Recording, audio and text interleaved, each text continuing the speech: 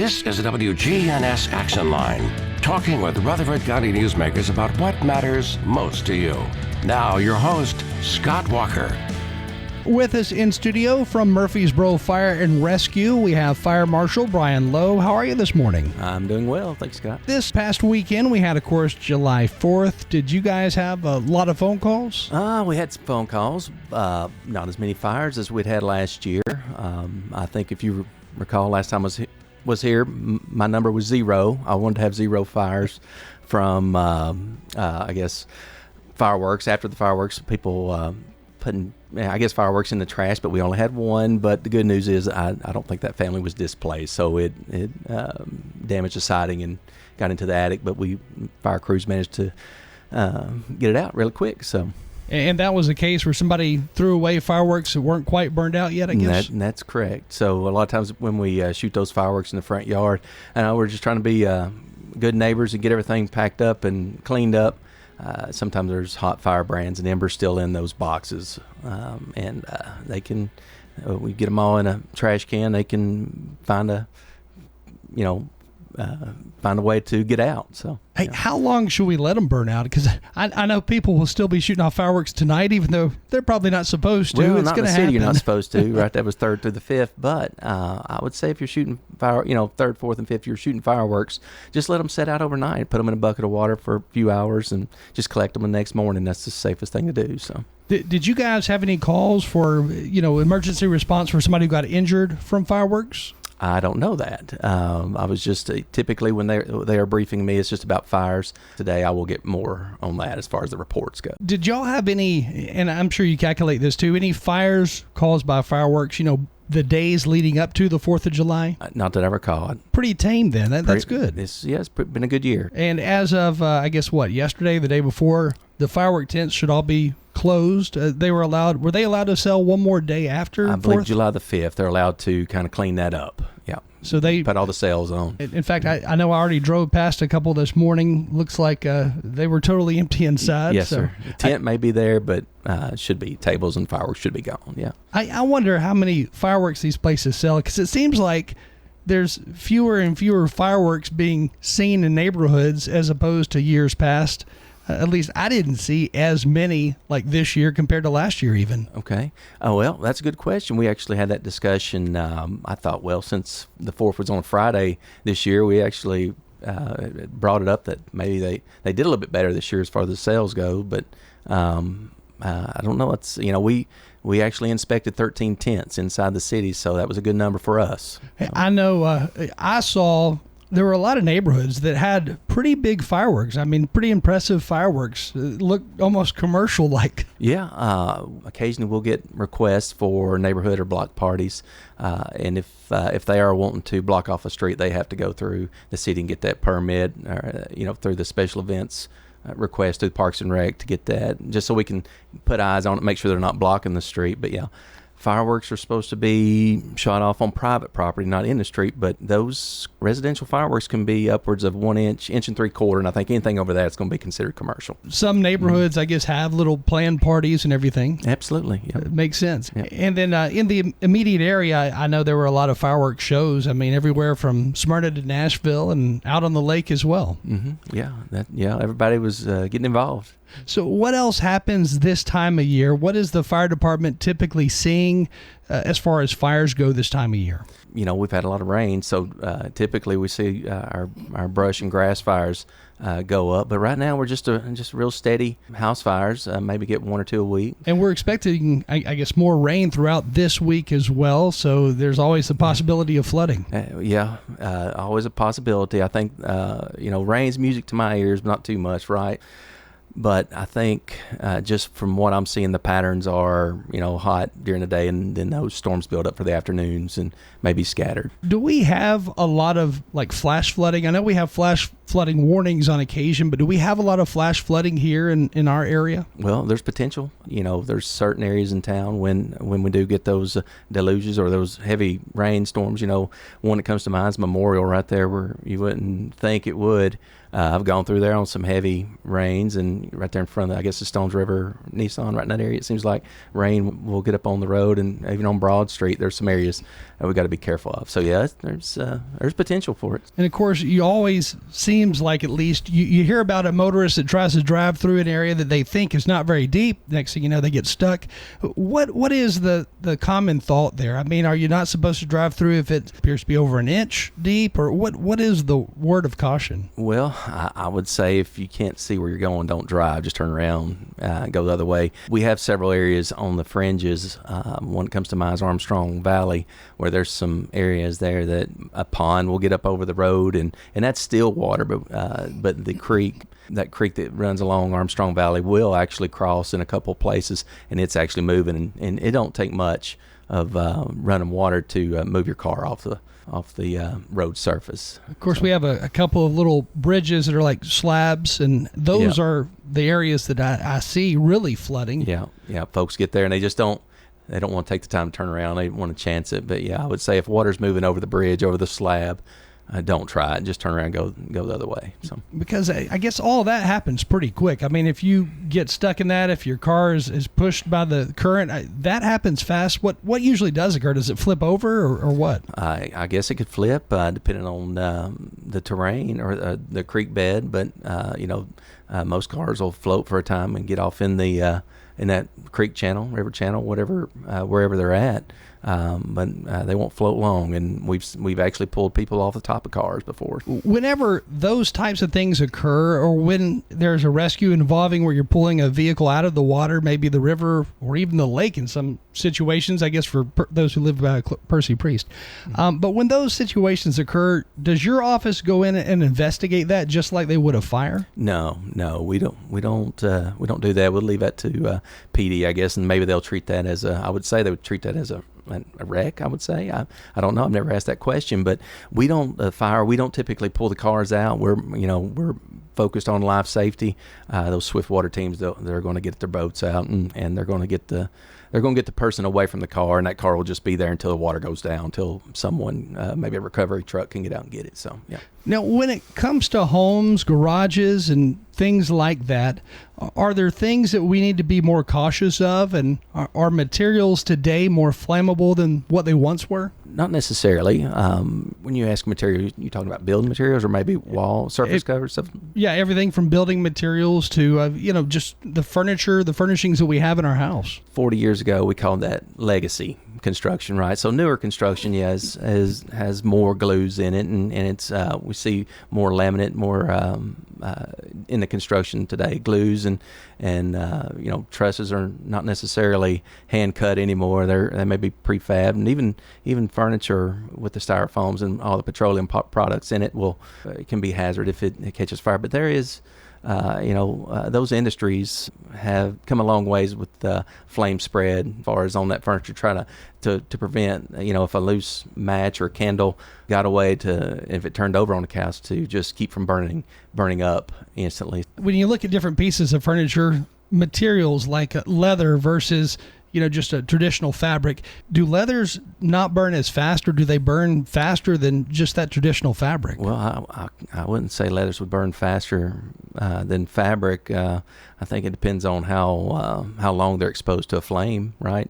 Anything like that will burn if it's exposed to a flame long enough. It's going to start to propagate across and heat up and essentially catch fire. Last time you were on the air, we talked a little bit about arson cases, and I do think it's kind of surprising when you do hear about an arson, but those definitely still happen right here in our community. They do. That's correct. Yeah. But is it easier to locate the source of where that fire started, with new technology? I don't know if you have technology that helps you to recognize certain things, but is it easier to investigate and figure out where this fire started and how? The fire will tell you where it started. So we look at char, depth of char, and typically The longer something burns, the more damage. So there's going to be, if you have start a fire on one end of a piece of wood and it goes to the other, obviously the end you started on is going to have more damage than the end that it was traveling to. So,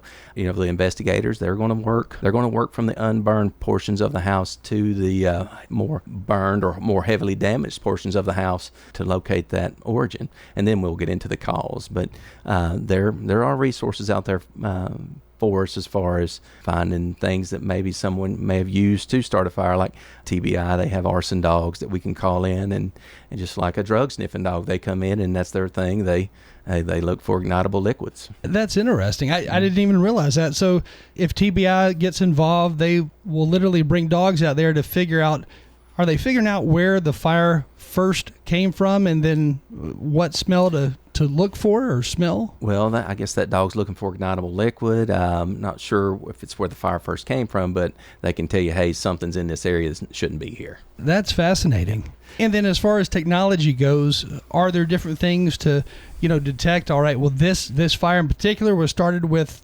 X liquid? Not necessarily. The TBI lab that we also use, we lean on TBI quite a bit, but some of the tests that they run will look for ignitable liquids, and then it just comes down to the olfactory senses. What did we smell or see when we were in the house, and what can we associate that with? Gas, kerosene, or other ignitable liquids. Are you ever surprised at the outcome of an investigation, or maybe in the middle of an investigation you're surprised to figure out what caused this fire or who caused this fire?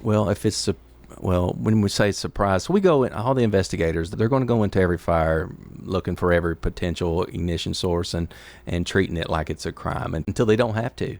I guess a surprise sometimes would be something small that you wouldn't expect to be there. Is there a basic cause for the majority of fires? Like, let's say in homes, are most caused by electrical issues, wiring issues? I would say the number one cause would be unattended cooking. There are some electrical issues that we see on occasion, but most fires, apartments and residential, will be unattended cooking. So it's folks just putting something on the stove and either getting distracted or walking away. So I know every year we hear lots of information about deep frying turkeys, and that's one of those things that you always hear. They start fires. People put the turkey in, the hot grease comes out, and so forth. Yeah. But that still happens too. Yeah. Now it does. I don't think we had one this last year. I didn't look for that before I come up here, but I can recall a few over the years where we would have fryers on decks, and if the warnings are out there when you're deep frying your turkey to either measure that the oil before you get going, or don't put a wet or frozen turkey into the oil. So we still have folks doing that, and if that oil leaves that container hot, obviously that open flame, it's going to catch. And if you're on a wooden deck, it doesn't go well together, and so if that deck catches fire, it's going to get to the house. Yeah, it happens. It looks a little scary, a little shaky. It is. So yeah, but 5 gallons of peanut oil is pretty scary when it's boiling. So yeah, that's a lot of oil that can do a lot of damage, I'd say. And then in garages, are car fires, somebody working on their car, is that typically what sets off fires in garages? We've had a few over the years where it may have been just I can't say if it was people working on it or what it was, but we've had a few car fires where failure of equipment or something like that, if someone just had some work done, and it somehow found an ignition source, or the fuel and the heat, everything came together and they parked in the garage and it just caught fire. In recent months, have we had any fires that you've had to do investigative work on to determine what caused the fire? Or Yes, sir. Well, every fire we have, we're going to do an investigation on it. It may be left up to that captain or that battalion chief to make sure that's completed. But if they can't make that determination, then they engage the fire marshal office team, where one of our investigators will show up. And we've had several where we show up and really just dig into it. And so whenever those fire investigations are conducted, do you guys send a report? Of course, I guess a report stays with the fire department itself, or they submit it to the state. How does that work? Because I know insurance comes into play there at some point, and the person's insurance will have to find out what happened. Yeah. So we have our report our incident report that our crews will fill out, but then there's supplemental reports that our investigators will complete. And if they complete them, if they can find the origin and cause and they can close it out, then it will be part of that report. But if it's undetermined, if it's ongoing, it will not be part of that report, but it will be available to the insurance companies, or even if it goes through any kind of litigation, they can request those reports. So, and our investigators will work with those reporters. So, investigators, private investigators. What are those steps that you go through whenever there is a fire call? I mean, obviously, the fire department goes out there to put the fire out first, but what are those steps that occur next? For the homeowner? For your department, the fire marshal's office, when they go out there, what are they doing once they arrive on the scene? Okay. All right. Good question. So, yeah, once the investigators arrive on the scene, they are typically, things are still going on, right? So they are letting those crews essentially wrap that scene up, get things cooled off and put the fire out, and to where that space is tenable, or we can get inside that to start looking around. And while they're doing that, those investigators, they're going to be out either knocking on doors, talking to neighbors. Hey, what'd you see? If the homeowner's there, what was going on at the time of this fire? And a lot of times that's how we determine what started that fire, is what that homeowner was doing at the time of the fire. And for example, hey, I was cooking and I walked away from it, or I had this going on over here in the corner, or I had a candle burning here in this area. And if that's consistent with where that fire, the origin of that fire is, a lot of times that's how we get to determine the cause. But as those crews, the operational crews, move out of the structure, that's when we move in, and those investigators may have some questions for the incident command, or even the crews who made first entry into the house. For example, hey, did you have to break the door in, or was it open? Just some simple things like that that'll help us start rebuilding what was there. And so those questions that are asked to the homeowner, are those usually done that day, the day of the fire? They can be that day. Sometimes we have follow-up questions where we may come back and ask questions later. So, yeah. And things like leaving a candle unattended. I know that is easy to do, especially around the holidays, Christmas especially, people leave candles burning. But are those a big cause of fires here locally? They can be, yes. We've had plenty of candles to start fires here, and folks, a lot of candle to just improve the smell of a room, or just to have one burning, and if it finds a light combustible or something that's easily ignited, then it don't take much to start a fire. So usually I guess a candle has to be next to something for it to catch on fire, yes, as opposed correct. to just sitting on an open table. Yeah, that's correct. The bottom line, I guess, you should leave the candles burning. Candles are relatively safe, right? Especially if the flame's protected. But if you're placing your candles in an area where there's a lot of light combustibles like paper or paper towels, or just an area where they may come into contact with stuff like that, there's potential that they will find that ignition or that fuel to keep burning. Of course, this time of year, a lot of people are cooking out. They have maybe even campfires or some type of fire out back. What are the common dangers with not only cooking out, but having some type of fire behind their house? Maybe it's in a little rock area formation that they make. But what are the dangers there? Well, dangers are really how you start the fire. Just be sure to start that with kindling or light paper. Do not use ignitable liquids, because gasoline can get away from you. The fumes from that can be volatile, and they'll travel away from the area you pour it if you don't light it right away. But just don't use, just a good practice not to use ignitable liquids for your fires. But mainly what we want people to know on those outdoor fires is keep them away from the house. If it's a little campfire, a little 3x3, you need to be at least 25 feet away from your house. Bigger fires, like if you're cleaning brush, those you need to be 50 feet away from really any structure, a fence, or your house. And have a garden hose or water, something nearby, a bucket of water, something ready to put it out if need be. So. Can people still burn brush? If they're in the city limits, can you burn brush in your backyard? Absolutely. If you have the area to do it, there's nothing wrong with that. You can burn brush, or you can place it out by the street for our city teams to pick up. And I would say if you do that, if you have a hydrant in your yard, please do not pile the brush around the fire hydrant or block that area in front of the fire hydrant. We've had some of that here this year that we've had to address. Folks just cleaning up trees and stuff, and really just cleaning up the yard and placing them out by the street, but they're blocking some hydrants. So. Now, how often is there going to be a hydrant to every, I don't know, let's say 4 or 5 houses? Is there a specific number whenever a builder goes in to build a neighborhood? Yeah, hey, that's a good question. That's something I do every week. So, yeah, our hydrants, our spacing is about 500 feet from hydrant to hydrant. So we don't want any house to be more than 250 feet away from a hydrant. So if you're right in the middle, if you come to the end of your driveway, you should be able to turn left or right and within 250 feet be at a hydrant. So and typically when I'm looking at neighborhood plans or new neighborhoods coming in, I will ask them to set a hydrant at the entrance of that neighborhood, and that be the base. And then from there we work away from that at every 500 feet or 250 feet away from a structure. And then how do you ensure there's enough water pressure there to actually go through the lines to put out a fire? Well, that's where I rely on my friends over at CUD and Murfreesboro Water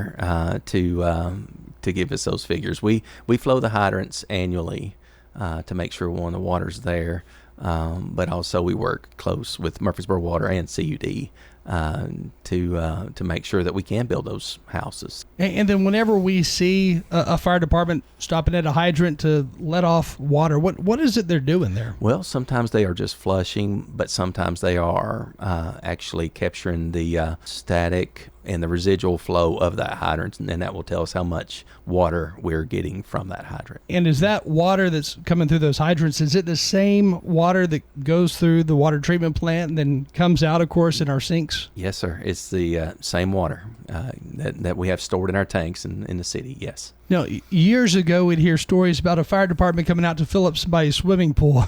That doesn't happen that I know of anymore, does it? No, sir. We do not do that. Now, I think I don't want to speak for them, but you may be able to work with the water department to maybe rent a meter, and they might be able to help you on that. But yeah, that's something we do not do. So I don't know if that was a story that was told many times in the 70s or 60s or what, but I know I heard that before years ago. Well, it's a common question. Hey, we all come from a pool, but I think it's more in jest. But but no, that was a little bit before my time. So yeah. How much water actually goes through there? I mean, when you hook to a hydrant, how much is coming out? Well, it depends. Say if we have one engine company and they're flowing one hand line, that's about 250 GPM.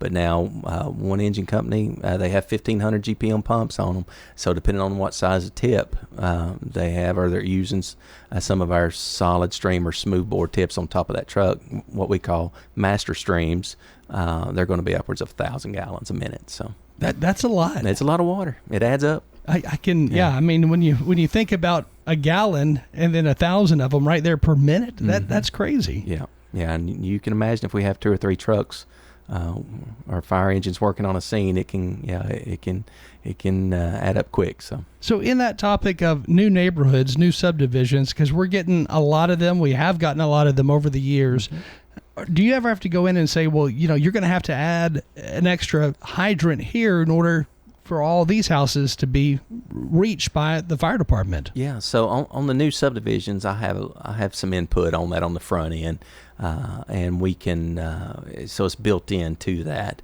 Occasionally, where in the older parts of town before we had adopted codes and the hydrants aren't as close. I have when I know a new project's coming in, I have to keep an eye on it, make sure the hydrants are within that range that we like. So have you had to go in and kind of retrofit certain areas? I have, sure have.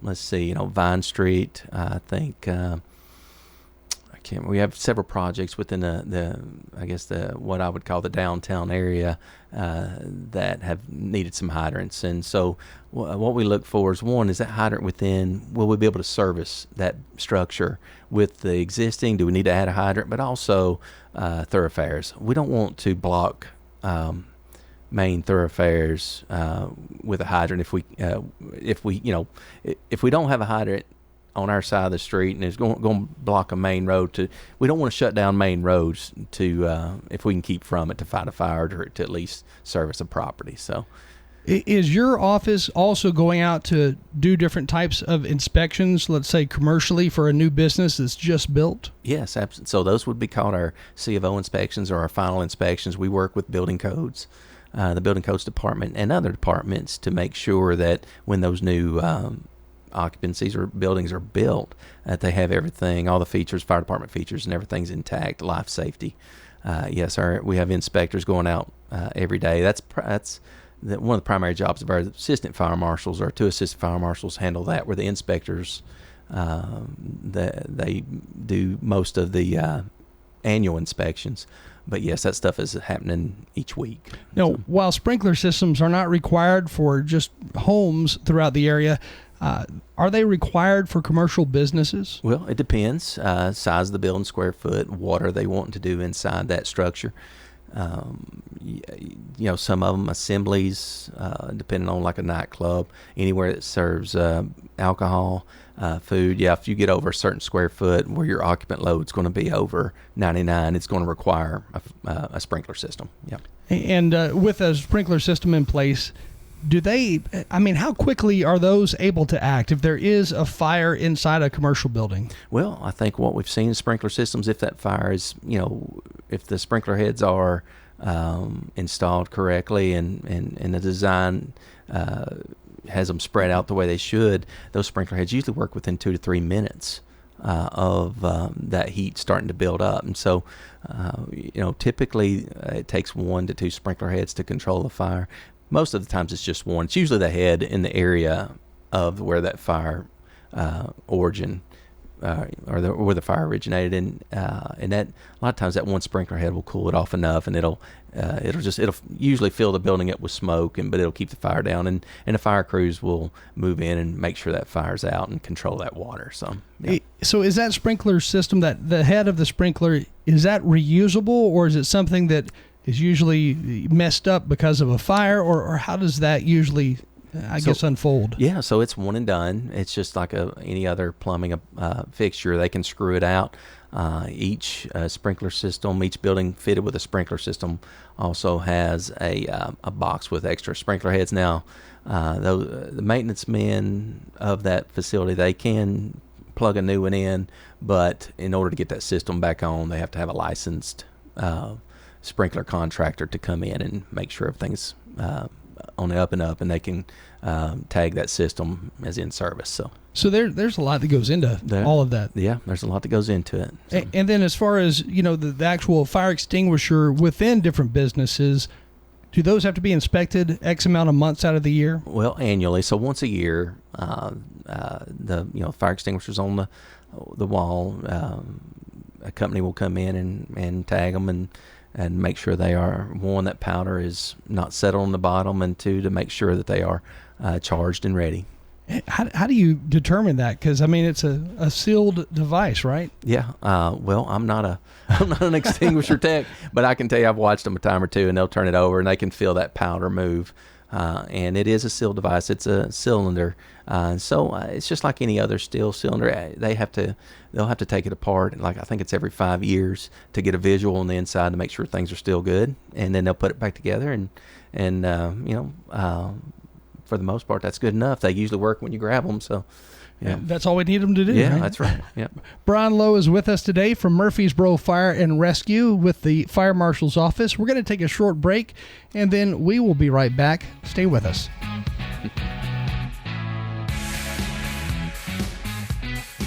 Are you tired of constantly spending money on sprays and other things to control mosquitoes around your home? If so, come by Holden Hardware and get the Spartan Mosquito Eradicators. When used properly, the Spartan Mosquito Eradicators will kill mosquitoes. Come by Holden Hardware on the Square and get the Spartan Mosquito Eradicators. This year, make mosquito control easier and cheaper. Come by Holden Hardware on the Square and get the Spartan Mosquito Eradicators. Middle Tennessee football and basketball games are right here. This is Chip Walters on Rutherford County's Blue Raider Station. MTSU Sports on WGNS. The Action Line on FM 101.9 and AM 1450 Murfreesboro, FM 100.5 Smyrna. Listen and watch at WGNSradio.com. You're tuned to WGNS, and with us from Murfreesboro Fire and Rescue, we have Brian Lowe. And how big of a part of your job is tied to education, as far as educating the community, educating children about fire prevention? Well, that's about 30% of what our division does. So, public education, children, we have our STEAM program. That's really our flagship program for that. Chandra Womack, Assistant Fire Marshal Womack, she heads that up. And if you have a child that is in elementary school, they probably know her. All the city schools, she'll work throughout the year to make sure that STEAM program is delivered to all the second graders. Science, technology, engineering, and math. I believe I got that right. So we'll look at some of the things that we do, and it's been approved by that, I believe, that Tennessee Board of Regents, that curriculum to go in, and I think we have them about 30 minutes each week for about 6 weeks to just go in and say, hey, here's something that we do at the fire service, and this is how it relates to science, or this is how it relates to engineering or math, and it's well received, and we have a chance to engage the children there and get some posters and poster contest, and actually whoever wins that poster contest, we'll pick them up in a fire truck, take them to breakfast, and deliver them to school in that fire truck. So yeah. I can imagine the kids who get to do that, they're probably pretty excited. It makes their day. So yeah, I bet. Now, in the city of Murfreesboro, we have, I don't know how many schools now, but 9,000 plus students. So I mean, that's got to be, that's a lot of time. It's quite a few. What is it? I think it's I'm sorry, and they would probably get on to me if I think it's 15 schools now. So roughly you can figure however many second graders that is. I was thinking maybe one day, maybe 13, 14, 1,500. Yeah, that's a lot of kids. Yeah, it's a lot of contact hours. So yeah. Yeah. I bet you get the craziest questions too from kids. Yeah, well, it's yes. When I have the time to kind of sit in or pinch hit, there's it's not necessarily questions as it is more stories, but it's okay. But yeah, it's we enjoy. That's the lighter side of what we do, being able to get into the schools and speak with the children. So, yeah. So as you're talking to them, are you also talking to the kids about what to do if there is a fire? The first thing you do is fill in the blank. Absolutely, and we teach the kids. We want them to work with their parents right on this. Those things that have been the same ever since I was a kid. Get out, stay out. Have a meeting place outside, or go next door to call 911. All of those things that we teach our children to crawl low and smoke.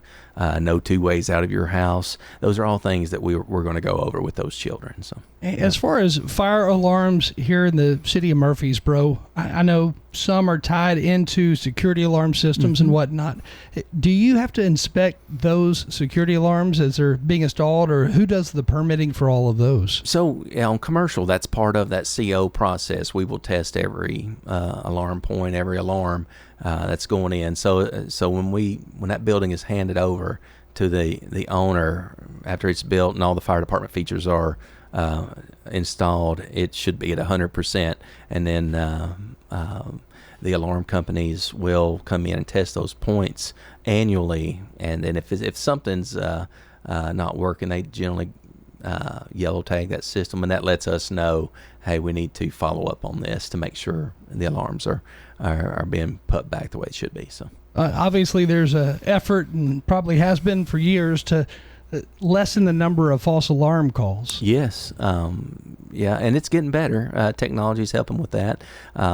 Sometimes we have smoke alarms or smoke detectors in places they shouldn't be, and so if we have a nuisance detector like that, and there's some opportunities for, say, for example, a smoke detector, if it's in the kitchen, that's not necessarily a good place for it if you're burning your food all the time, right? And so in a commercial setting, we can go in and maybe change that out to a heat detector, flame detector, or something like that, in lieu of that smoke detector, to one, that building is still protected, but two, now it's not a nuisance for the chef, and he can burn his whatever it is he's cooking. So Is that the type of thing that would be picked up during an inspection if it were a new restaurant about to open? Well, if it wouldn't necessarily be picked up, I mean, the assistant fire marshals are good in that. They would probably say, hey, I see you have a smoke detector in the kitchen. That's probably going to cause you some problems. We may have to talk to the fire marshal and look at changing that out to a flame detector or something like that at some point. So, But these different systems, I mean, these are all common knowledge now, I would say, among the builders? Yes, the builders, the vendors, the contractors, whoever install that system. So you see a lot of folks, see a lot of sprinkler contractors branching out and doing both now, sprinkler and alarm systems. And to me, that goes hand in hand, that they can, one vendor can work on both. So, yeah. Now, if anybody has any questions off the air, if they want to figure out I don't know, how they could go about getting you to come out to maybe a private school to talk or something along those lines, how do they go about setting all that up? Well, two ways. One, you can always call our administration number direct, 615-893-1422, or you can go online to our that's City of Murfreesboro webpage and go to fire department. And on the fire marshal's page, there is a special events request link there, and you can click on that, and it'll give you a really nice fillable form to fill out, and you hit submit, and that'll go directly to our assistant fire marshals and administrative aides. So. But you're looking for the administrative office if you want to set that up. Yes. Thank you for joining us this morning. Yeah, it's been my pleasure. I appreciate you having us in. Again, Brian Lowe with us today from Murfreesboro Fire and Rescue, and I guess we'll talk to you again in the near future. Yes, sir, Scott. Thank you. Time right now is 8:58. Stay with us. We do have more news coming your way next. In fact, we'll get you an update on everything happening with CBS Radio News right now. CBS News Brief. A Christian girls' camp confirms 27 campers and counselors are among the more than 80 people who died in catastrophic flooding in central Texas.